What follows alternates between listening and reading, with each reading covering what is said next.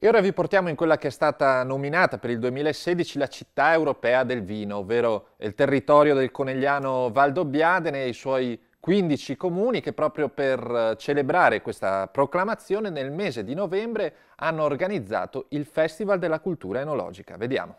A seguito della nomina a Città Europea del Vino 2016, il territorio del Conegliano Valdobbiadene ospita nel mese di novembre il Prosecco Superiore d'Autunno, Festival della Cultura Enologica.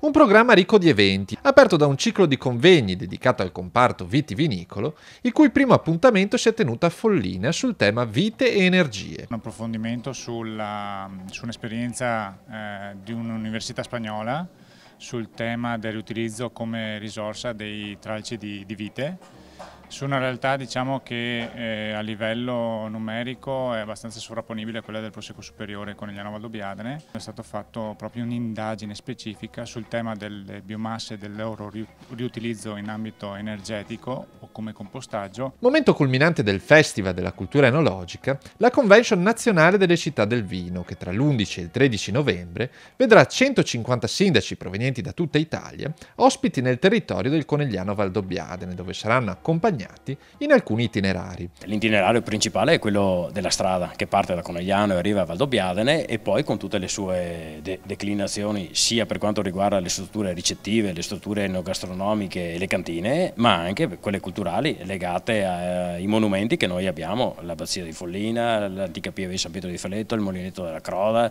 Poi l'altro itinerario è quello della Grande Guerra, naturalmente. Faremo una bella iniziativa con tutti i sindaci a Vittorio Veneto il 12 di novembre con una deposizione di una corona d'alloro al monumento di Vittorio Veneto e poi una visita al Museo della Battaglia, che è veramente una perla.